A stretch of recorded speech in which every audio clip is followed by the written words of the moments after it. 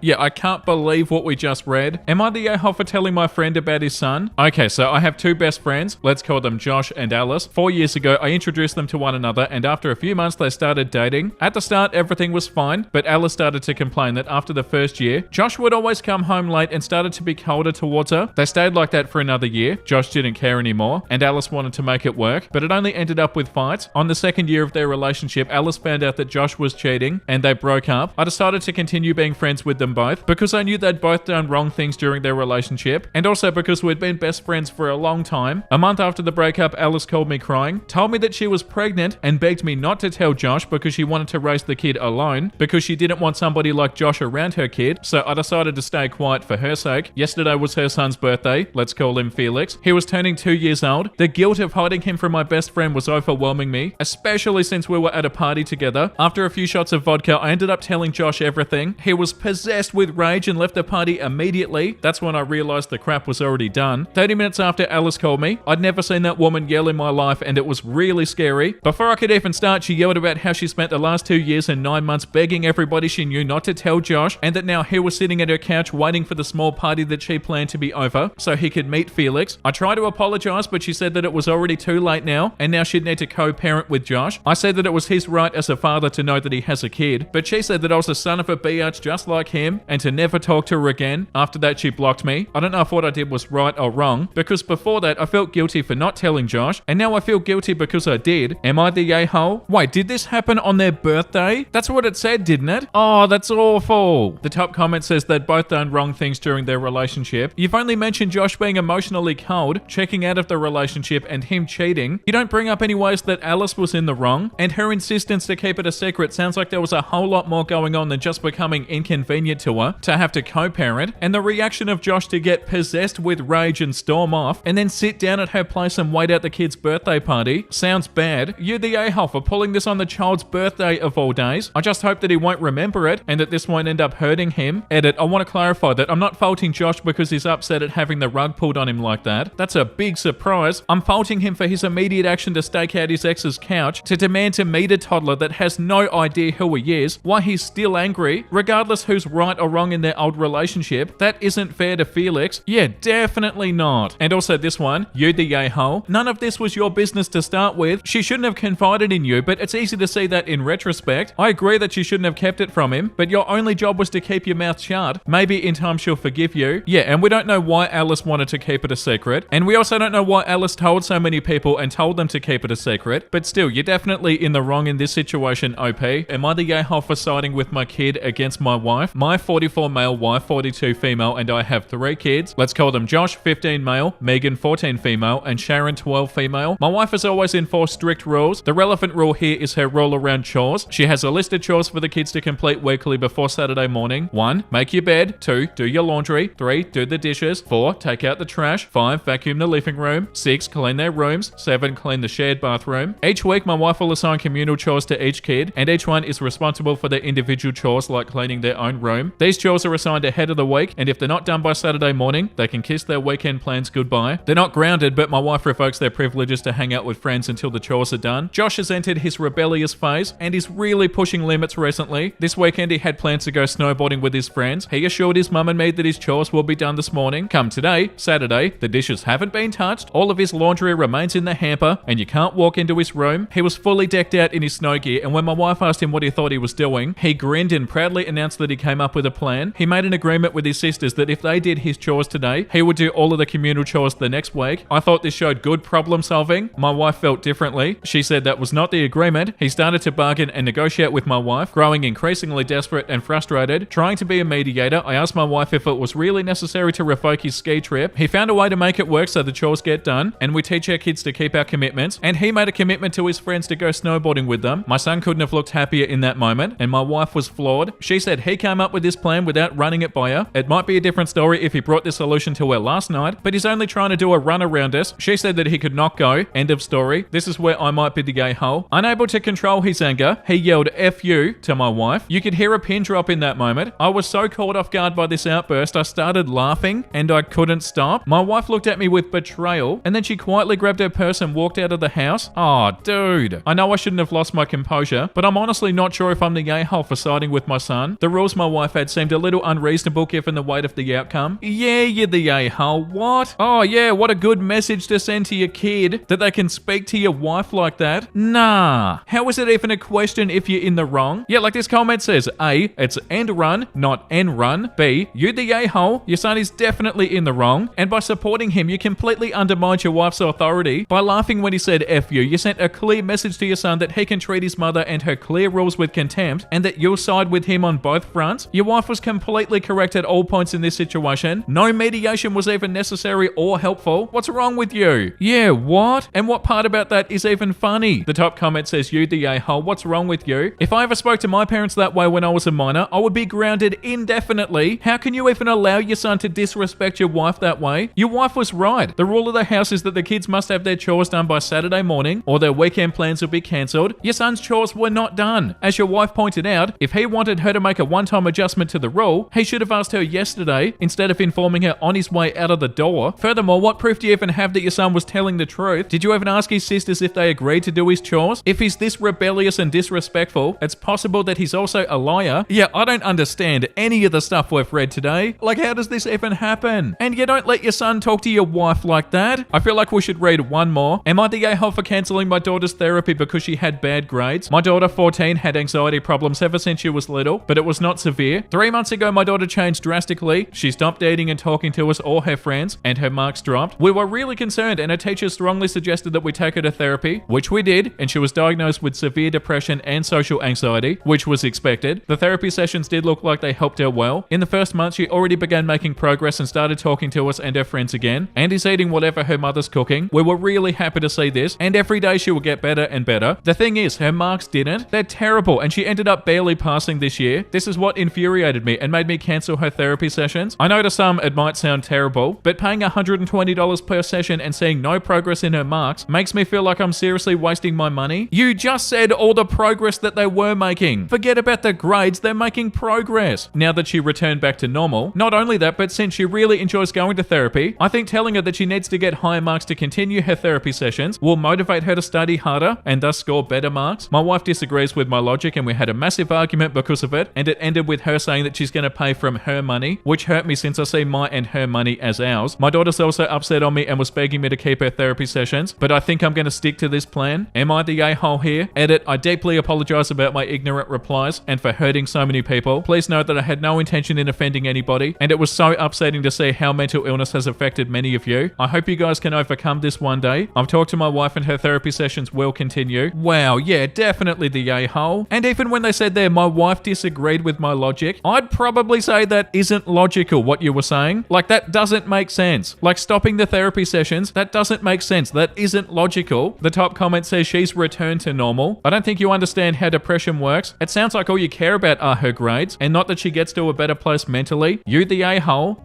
Am I the a-hole for liquidating my daughter's college fund to keep our dream house? I, 50 female, lost my husband 4 years ago. I also have a 16-year-old daughter. My late husband left me everything and told me to trust his lawyer. My husband had worked for over 20 years as a doctor and did some minor investing, so I inherited over 7 figures. A year later, I decided to list our home of 12 years and I received an offer too good to refuse. With the inheritance as well as the influx of cash from selling the house, I decided to move my daughter and I to Malibu because we always dreamed of a house next to the beach, but my husband was exceptionally tight-fisted and called homes their money pits. We found a beautiful home by the sea. I never personally handled anything regarding buying a home before, so I did not anticipate all the extra costs beyond the sticker price, but my daughter was so excited, so I decided to go for it. My late husband's lawyer was so furious at my decision, so I decided to stop taking his calls. I ended up signing with a money manager who said that we'd be passively earning 90% of what surgeons earn per year, but the money manager ended up taking a lot of our investments. I took the dwindling money out and I made my own investments, which made it even worse. And long story short, because of all of that, I only have around 35 grand available to me now, not to mention our debts. Oh my god. With the amount available to me, I'm looking at only being able to pay 1 month of mortgage and upkeep, and then I'm pretty much out of luck until my business gets clients. However, the place where we do have a significant amount of money is the fund that my husband started for our daughter. With the money there, I could prevent our credit cards from being shut down and not have to worry about the mortgage for many more months. So I ended up liquidating my daughter's college fund. I told her about it today and she was furious and said that she can't believe all her dad's work is gone. She also said that she won't be supporting me for retirement. Am I the a-hole for trying to fix my mistakes and trying to keep our house? Of course!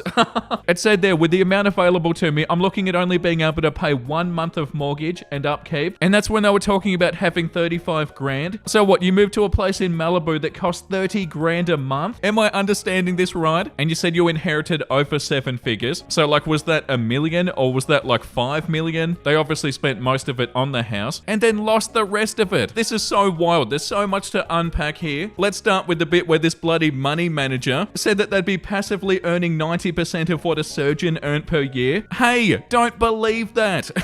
Oh, so sad. And the real sad thing is that not only did you lose everything that was left to you, you also used the money that was there for your daughter, the money that wasn't even yours. The top comment says, you the a-hole. You decided not to listen to the lawyer, you decided to move to an extremely expensive place, and you decided to trust somebody's shady advice. Now you're taking away your daughter's chance of being able to go to college loan free. That money is not yours. You should be ashamed of yourself. And also, didn't it say in the post that the husband felt like those sorts of houses were money pits or something? Yeah, we always dreamed of a home next to the beach, but my husband was exceptionally tight-fisted. Like, even that statement is annoying. They bloody are money pits, and he obviously knew what he was talking about, and he obviously knew how to manage money. Oh, this one is so sad. Yeah, like this other comment says, you the a-hole. You made an extremely poor financial decision, and you disregarded those around you who are offering you more sound financial advice. Having a home near the beach doesn't mean you need to move to Malibu, but I digress. You're absolutely the a-hole here. You robbed your daughter of a chance to start her life off comfortably, and took money that was never even intended for you. Sell this godforsaken money pit of a home, get one somewhere you can actually afford, and take a class in personal finance management. Yeah, that's so infuriating. Am I the a-hole for telling my sister it's creepy to be jealous of me and pretend that her doll is her child? My 34 female sister, 31 female, has always been jealous of me. It's put a lot of strain on our family over the years, especially because she tries to displace her feelings elsewhere. For context, I met my husband in college and we were married 9 years ago. He's always been able to support our family of 6, 4 kids between 7 and 18 months, and I've been able to devote myself to my family entirely as a stay-at-home mum. I not only take care of the family, but I also go to PTA meetings, and I am involved in the school community as well. My sister, meanwhile, has none of this. She claims that she doesn't want kids and has never been able to make a relationship work. She was in graduate school for a while, but claimed that it made her miserable, so she dropped out without even finishing a degree. She always says that she's focusing on her career, but what career? She has a job in an industry that's known for not making any money. Granted, she has a high-level position within her organization, but again, no matter how she goes, she's never going to make a lot of money. She also has been living with a male co-worker for a few years, even though they're not romantically involved. She says she isn't interested in a romantic relationship with him or anybody else, and that he feels the same. Recently, she came to visit. She was telling my husband and I and our parents about a conference she had, and was excited because everybody there seemed to already know who she was. She had recently gotten a promotion. She started going on about it after I shared how great my kids were doing in school, and it honestly felt very defensive, like she was trying to justify her lifestyle because my family was doing so well. It made me a little annoyed, but mostly sad for her. Nah, OP. That night, I called her video chatting living with her co-worker and roommate. She has a stuffed dog that he gave her for Christmas named Harold, and she was talking to her co-worker as if Harold was an actual baby. Good night, roommate. I love you. I miss snuggling with you, while making the dog's paw wave. I was completely creeped out. Why?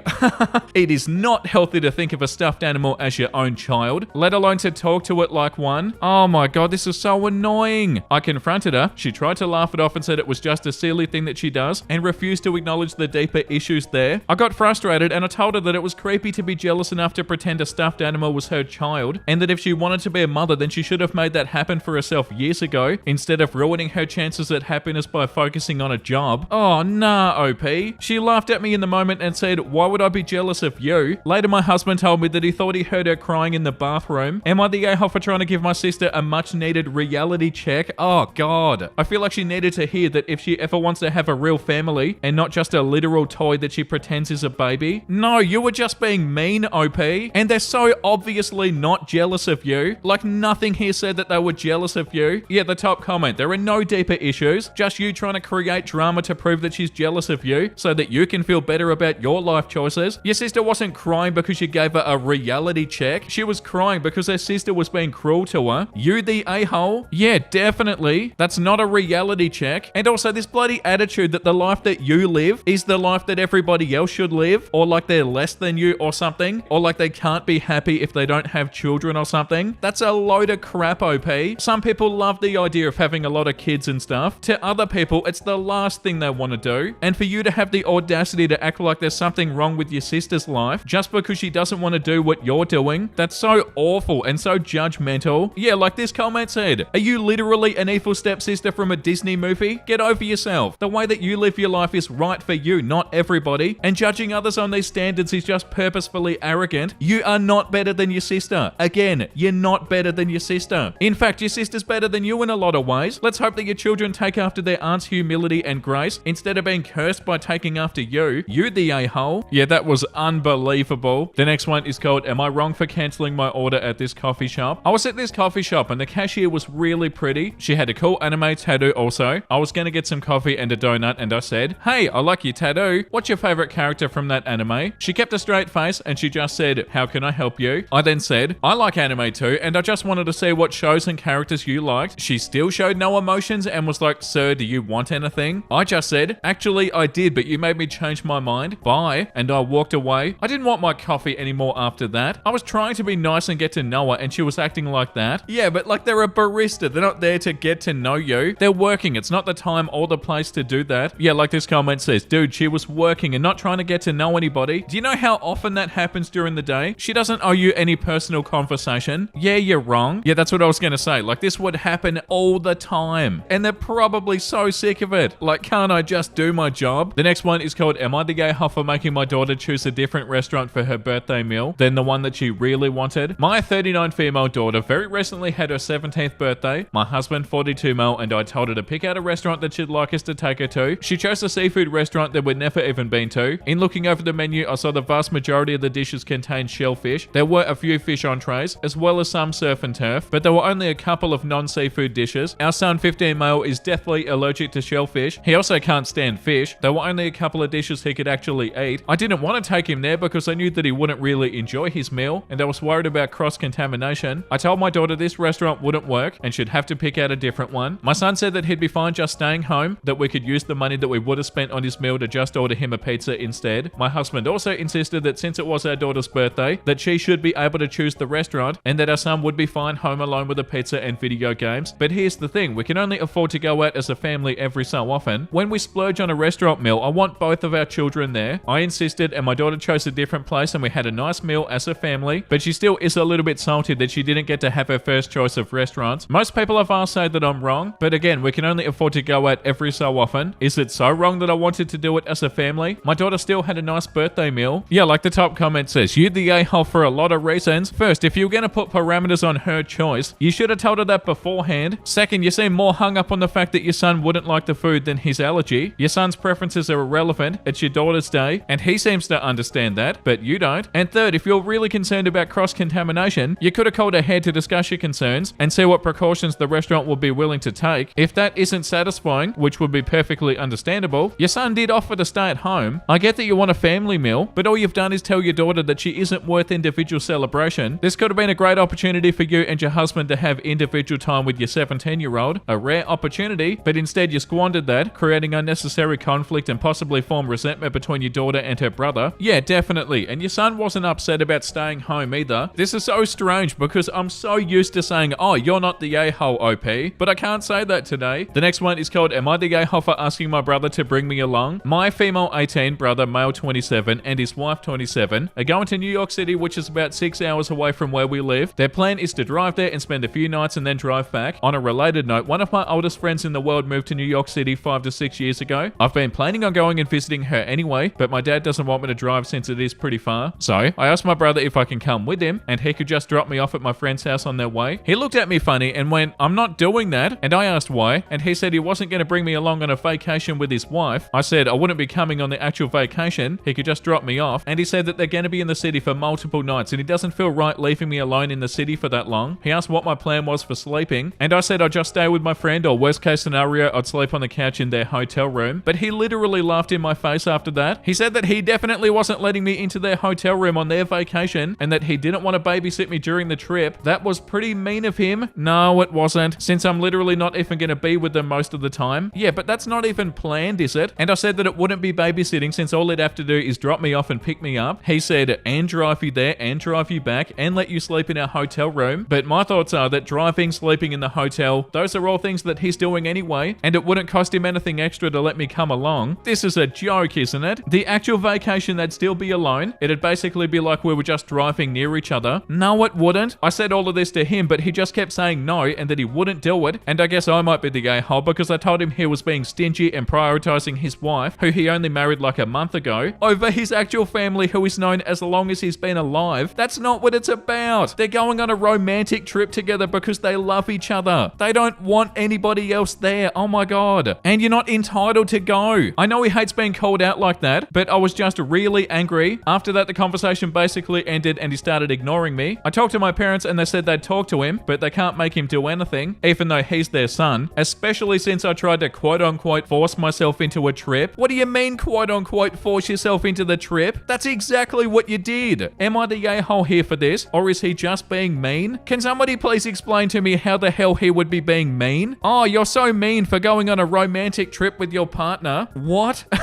Of course you're not entitled to go. Yeah, like this comment says, dude, what's wrong with you? Your brother's taking a couple's vacation with his wife? Could you really not imagine how a romantic night in a hotel room with your partner might be a little bit different if his 18-year-old little sister is there also? Of course he's concerned about babysitting you. You have no definite plans. You're unfamiliar to the city. You have no reliable place to stay, except with him in his hotel room with his wife. Just judging by the tone of this post, I can easily imagine how by night 2 you'll be texting him that your friend had evening plans, you already ate dinner, everything not 21 plus is closed, and you don't know what to do with yourself or where to go, and can you please come hang out with them? It's not about their cost, it's about their experience, which you'd be interrupting. They're trying to spend quality time together on a special holiday. It's not for you, and it's not about you. You're an adult, save up and go to New York yourself. You the a-hole? Yeah, that's right, and nobody else is entitled to this trip. Like they're planning a nice couple's vacation. Hell yeah, go have fun. You are not entitled to be like, oh, you should bring me with you. No, they shouldn't, and they have no obligation to. Yeah, and this comment too, prioritizing his wife, who he only married a month ago. God, I'm almost afraid to ask, but is this trip you're butting in on their honeymoon? Are you trying to third wheel your brother's honeymoon? Yeah, is it their honeymoon? It doesn't change anything if it isn't their honeymoon. It just makes it even worse if it is. The top comment says, you the a-hole. I said I'd just stay with my friend, or worst case scenario, sleep on the couch in their hotel room. So you might stay with them in his hotel room. You don't have your overnight situation locked down, but you just arbitrarily trying to go to New York and piggyback on their hotel accommodations. Nah, your logic that I would just be sleeping and not costing them anything doesn't fly. They can't be private if you're in their room. That's no longer a couple's vacation. They'll have to coordinate letting you into the hotel, be in touch with you. They can't freely be out on the city and do whatever their heart tells them to do. If they take on the responsibility of giving you help, that's something they'll have to keep in mind. You're asking for their time and their energy. Same for the drive as well. If it's literally just picking you up and dropping you off, that is less cumbersome than letting you stay at their hotel, which is absolutely ridiculous, by the way. But it is still ultimately your brother's decision, and if he doesn't want to do that, that's his prerogative 100%. Maybe he wants to enjoy that private time with his wife during the 6-hour drive each way, and he is absolutely entitled to making that decision for himself and his wife. I told him he was being stingy and prioritizing his wife, who he only married like a month ago, over his actual family, who's known him for as long as he's been alive. Yikes, that is so inappropriate and so misguided, lol. That alone demonstrates that you're being an inconsiderate and entitled brat. His wife is his new family. Respect it. Don't ask family to choose between family. That's ridiculous. Grow up, please. You're not 12. This was hard to read because you're so far off base. You owe your brother an apology. Yeah, that was such a good comment. So wild that they felt like they were entitled to go with them. Am I the a-hole for laughing at my girlfriend when she suggested that I should offer to pay the bill for her family? My 23 male girlfriend, 21 female, and I have been together for a year and a half. Her family's super sweet and I get along great with them. Now, my girlfriend's dad is pretty well off. Every time I've gone out to dinner with her family, he always gets the bill. Her family has been great to me. They always welcome me in their house. I went on vacation with them back in winter. Her parents paid for our hotel for the entire week. Her dad gave her money for food. Granted, it was for her, her brother, and myself. I also only paid for half of my flight because my girlfriend offered to pay for the other half. The only thing I really had to pay for is food for a couple of days out of the trip, which my girlfriend pitched in for too. This past weekend, my girlfriend, myself, her younger brother, and her dad went out for brunch. I was spending the weekend with her anyway, so she invited me to join them. Before we left, her and I were talking, and she mentioned how maybe I should offer to pay for brunch, as in for all four of us. She assured me that her dad would 1000% refuse to let me pay, but he'd probably really appreciate and respect me for offering. Now, here's where I may sound like an a-hole, but I laughed at her suggesting this. I told her I would offer to cover her and my portion of the bill, but to expect me to cover the entire bill is absurd. No, it's not.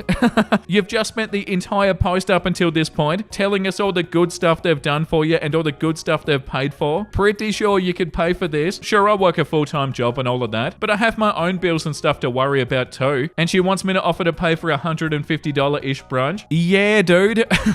Oh, this is so bad. Think about all the money they've spent on you. She told me that if her dad accepted, which she could 100% guarantee that he wouldn't, that she would send me half of the bill. I continued to laugh and I told her that I'm not doing that. I'll offer to pay for our half and that's it. I asked her that if the roles were reversed, if she would offer to pay for the bill for my family, 8 of us in total, including my girlfriend. She said that's completely different. That's 8 people, not 4. We both have very different upbringings in terms of the situation I mentioned about paying the bill. She grew up with a decently well-off family where they would constantly argue on who would pay the bill because everybody in her family would always offer out of courtesy. I grew up very differently as I come from a family that was not financially well off. If somebody offered to foot the bill, you just sit back and let them do it. Yeah, but you've been doing that a lot apparently. What, you don't feel like you should do it once? When we went to brunch, I offered to cover both her and my portion of the bill. Her dad immediately refused and covered the whole bill. She gave me a "I told you so" look. She thinks I'm an a-hole for how I reacted to the situation and says that I should have trusted her. She told me she needs some space because my reaction to the whole situation is kind of a turn off and she needs to think about things. Am I the a-hole? Yeah, of course you're the a-hole. And it's not just because you should have trusted her. Yeah, the top comment, you're the a-hole. You're being so stingy. Her family has always been great to me. And what, you don't think you could attempt to return the favor? Yeah, what, it's laughable that you should pay? It doesn't sound like it is. Yeah, and like the comment under it says, you the a-hole. Your girlfriend wants you to show her dad that you're not a freeloading mooch. You apparently think that doing so is laughably ridiculous. It sounds like the two of you come from wildly different cultures, but open mockery followed by a refusing to understand where she, and by extension her family, is coming from is not a good sign. And like what, the family is well off, so it's totally fine if they pay for everything? Come on, dude. And also this comment, I grew up poor and I would never have acted like you. You the a-hole. You're not generous at all, and your girlfriend and her family are. Not even just that, but you laughed at her for even mentioning it. That's messed up, man. Seriously, messed up. I can see why she's reconsidering. Yeah, definitely. The next one is called, am I the a-hole for making my son quit his part-time job just to go on our family vacation? My husband and I have 3 children, a 16-year-old and 2 daughters, 13 and 10. Our son got a part-time job as a lifeguard at a pool back in March. We live in South Florida, so the pools are open pretty much always. It was a good job for him. He liked it and he was happy to have the money. The issue was his boss was an ass about giving him time off. Our family takes a yearly vacation to this little beach house that we rent for a year. We've done this since the year I was pregnant with my son. Of course, the kids all love it and they look forward to it. Well, my son told his boss about the week when he signed up, but because that was only 6 weeks after he started there, he denied it. We made it clear that he was still going. It's just a part-time job and there's a million of those. He protested, but we made him go and his boss fired him. He was furious the entire time. He refused to do any family stuff or listen to us, so he was grounded when he got back. What? It's not that we don't trust him to stay home alone or anything like that. We just don't want him to prioritize work over family, especially some weekend job. He found a job at another pool 2 weeks later, so it's not like this impacted him in any way, but he still holds a grudge about it. Well, yeah, I'd say that it did impact him. He claims that we didn't respect his choices, and he's right. We don't respect him trying to choose his job over family time, though we don't hold it against him since he's just a teen. Oh, God.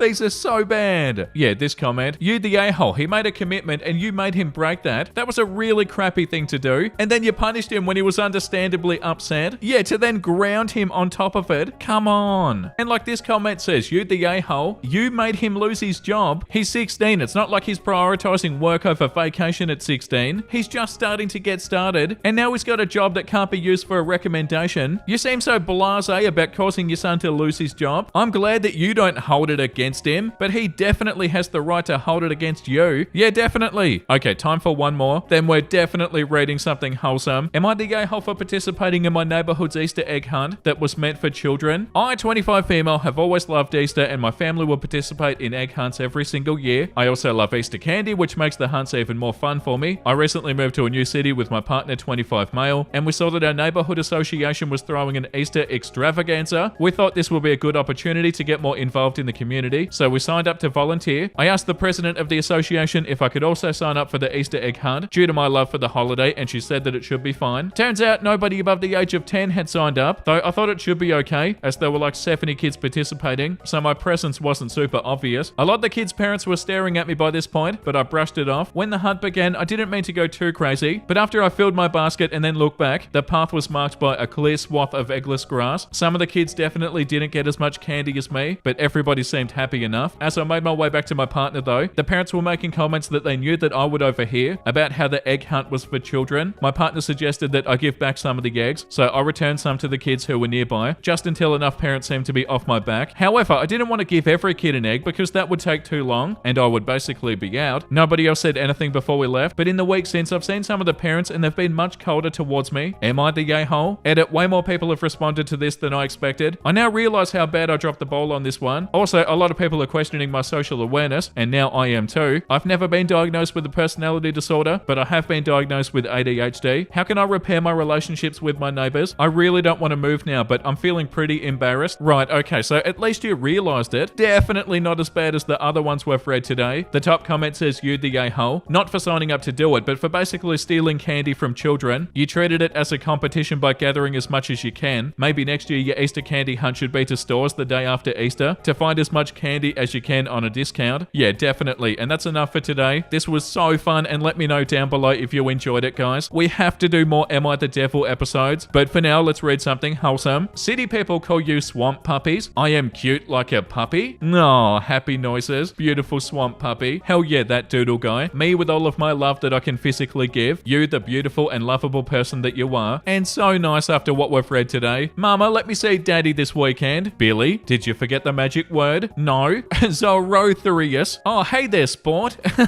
Oh, that's creepy but also cute. That one was by Light Roast Comics. I summoned your father. I'm in hospital right now. Oh no, why? Why? Oh no. Appendix. Everyone, what hat do we wear for red? We gotta choose a hat to wear for red. What's your favorite hat, Red? Oh, so they all wear like a witch's hat? That's really cute. Hell yeah. Thank you for watching, guys. I hope you had a wonderful time. And if you did, make sure you like and subscribe. And the comment of the day today goes to Kath Redmond. Scary tattoo videos would be hilarious. Yeah, that would be fun. Like the bad tattoo subreddit. I think that's what it's called. There definitely is a really bad tattoo subreddit. That could be super fun. Thank you for the idea. And also let me know down below if you have any more ideas. And thank you for watching, guys. That was so fun. Already excited for tomorrow's episode. And on that note, make sure you look after yourself and make sure you have a beautiful, amazing rest of your day. And you know what I'm about to say because I say it every single day. Bye!